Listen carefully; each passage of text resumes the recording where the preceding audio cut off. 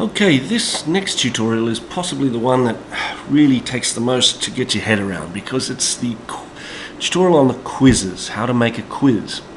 So, you come to the course page as a teacher, you make sure that your editing is on, and you go to the place where you want to insert your quiz. So for example, we might put it into the topic 3 here. We click on add an activity or resource and choose quiz. Then we click on add. When we do that, we get add a new quiz to topic 3. It's actually been quite a change between Moodle 2.8 and Moodle 2.7. It is quite a different concept, the whole quiz concept. So if you're using 2.7, the following tutorial might not be for you. I can show you another one. However, if you're using 2.8, this is where you have to be at. So we give the quiz a name. Now this name is what the students will see on their course page.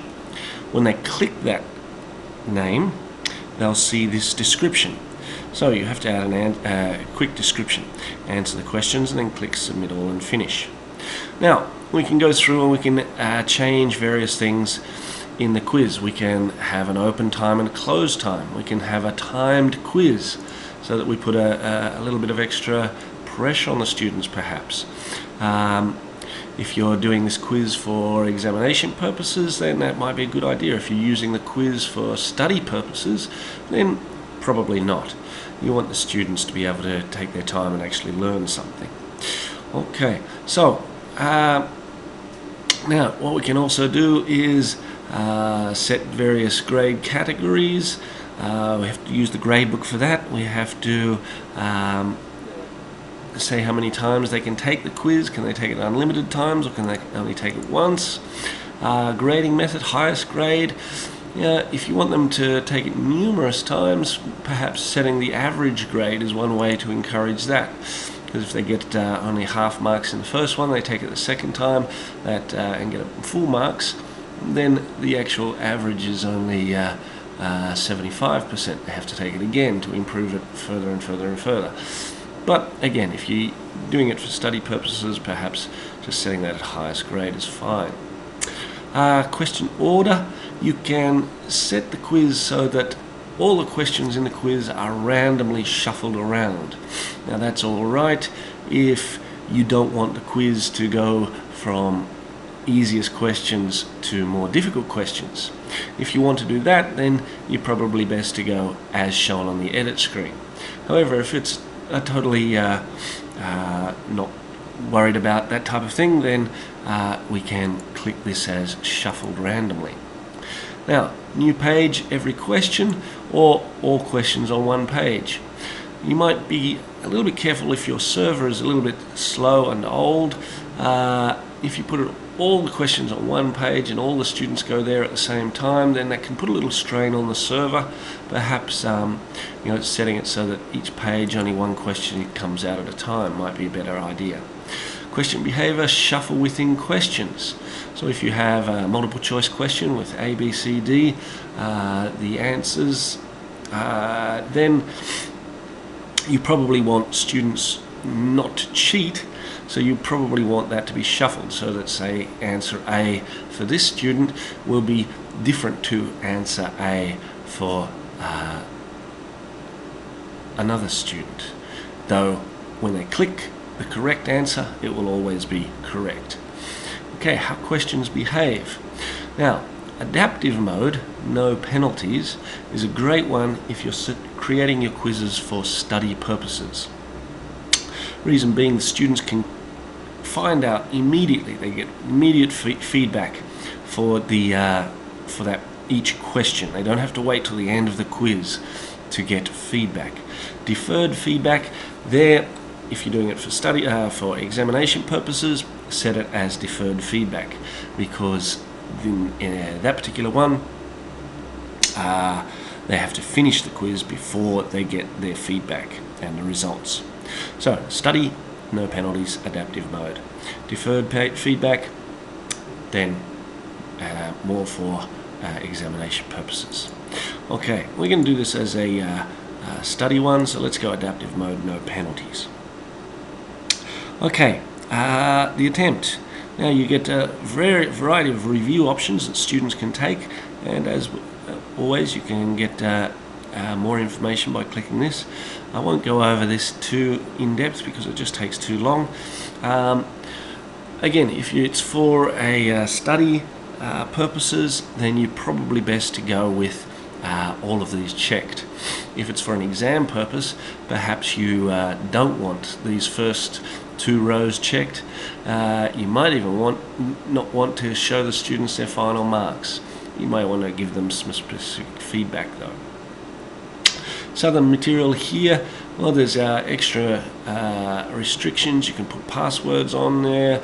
You can do a variety of other things that stop students or encourages students to be a little bit more careful with the way they take the quiz. If you click on this, you can even do browser security where it pops up, and there's all types of security settings there. You can give overall feedback for the entire quiz. Again, I'm not going to spend too much time there. You can make this quiz available just to particular groups and close it or open it depending on when you want the students to do it. Okay, then we click on Save and Display. When we do so, we have the quiz. Now, this quiz is just an empty quiz at the moment. There are no questions in there. So we want to edit the quiz and start to add some questions. So we click on Edit Quiz. Now, what we have to do here is add a quiz question. So we go over here, and again, this is very, very different to Moodle 2.7. So be aware of that. Click on this, we can click on Add a New Question, which is what we're going to do. So click on Add a New Question. When we click on Add a New Question, it asks us where this question is going to be placed. And you have to think about this carefully. Once you start making multiple quizzes, you probably want to start to decide which category each question is going to go in. For the moment, we've just got a simple default for LM. We can put that default for capital cities if we want. Okay, but later on I'll talk more about creating and editing categories. So we give the question a name. Okay, again, very important. Imagine if you have 1,000 quizzes and you've named them all 1 through to 1,000. Well, you won't know what is in each of those quizzes. So you should really think about what name you give to each quiz so that you know exactly what's in the quiz when you want to come back to it at a future stage. Okay, question text. This is what the student will see. What is the capital of Australia? Okay, now we've got an option here, 1 or multiple answers. Well, this question only lends itself to 1 answer only. But if you have a question with multiple answers available, then you can check that. Okay, so choice number 1 is Canberra. Now remember that we've set the randomization within the question. So even though we've got choice 1 here being the correct answer, the students might see Canberra as choice B or choice C or choice D, depending on how the computer randomizes it for them. So here's Canberra, it's 100%. Choice 2, Sydney, okay, nothing there. Melbourne, nothing there. We've put all the information in, and we go all the way down. We can also give feedback. Okay, your answer is correct. Pretty basic, yeah? Your answer is partially correct. Okay, or if it's any correct, you might like to add, okay, have a look at textbook page 5 for the answer here, or something along those lines. Okay, what happens if the student has multiple tries? Are you going to give them a penalty for each try? Well, since we've set adaptive mode no penalties, this will not apply. However, if we set adaptive mode only, this will apply. And each time they click on a wrong answer, they'll have their grade reduced by 33%. Okay, we can also give hints there. If you want to share your questions, you might like to add some tags so that other teachers can easily access and find the questions that you've created.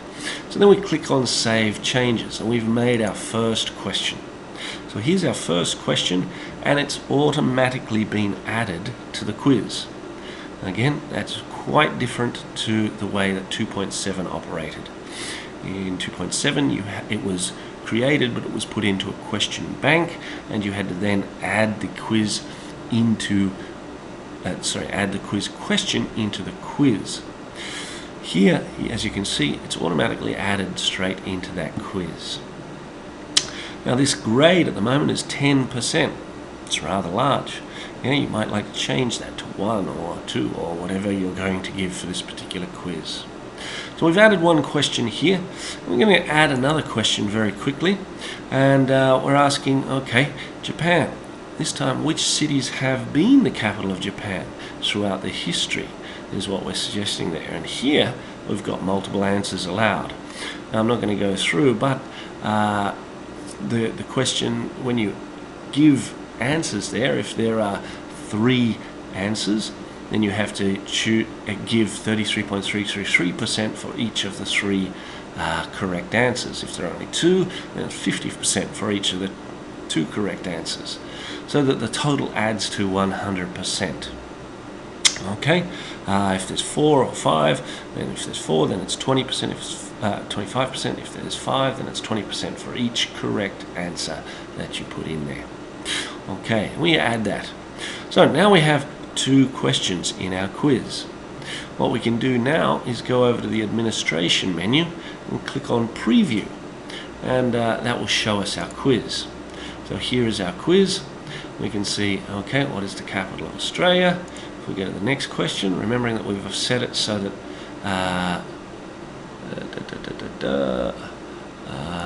sorry, because I've been setting this up in tabs, this might have been a little bit different there. Anyway, we'll have a quick look over here. Okay, there it is. That's our second question, and you have to choose the correct answers. Select 1 or more is what it says there. Okay, finally you go to the final next, and it says submit all and finish, and then you get the feedback there. So it tells you, okay, I click that one, it's wrong, so which one was it? Your answer is incorrect, the correct answer is Canberra, and it tells you that. But depending on the settings that you put into the quiz, that might not show. Okay, so we've come quite a way. Now, you can see a summary of the student quiz results here, and it gives you all the feedback and details of the student quiz results. We talked about categories, and when you are editing a quiz, you go to the administration menu, click on the question bank section here and choose categories. When you do so, it gives you the categories here, and you can create new categories. So here's other quizzes. Okay, so we've created a new category, and now what I did, I'm not going to go through all those steps, but I've already created a couple of quizzes and put them in that category. And what we're going to do is we're going to add a random question from that category that I created. So we click on a random question. Okay, and it pops up as other quizzes. That's the category that we created. I've put 2 quizzes in there. And I'm just going to add 1 random question from that category. So now our quiz has 3 questions in it. 1 random question from the other quizzes category, and 2 that we just created. Okay, so we can again click on preview here, and we see here 2 questions, and on our next page another question. Okay, so that's how we can create simple quizzes, multiple choice quizzes in Moodle.